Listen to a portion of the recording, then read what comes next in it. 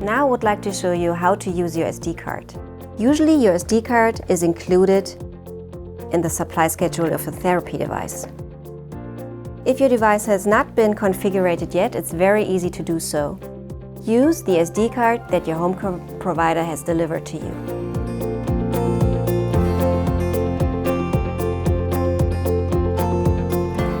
Insert the SD card from your home care provider into the therapy device. The settings will be automatically transferred. A message will appear, configuration successfully set. After that, take out the SD card from your home care provider and insert the SD card from the therapy device. Do not disconnect the device from the power supply as long as the SD card symbol is blinking.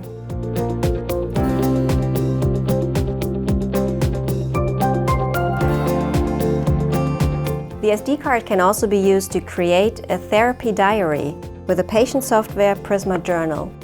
Go to myprismajournal.com.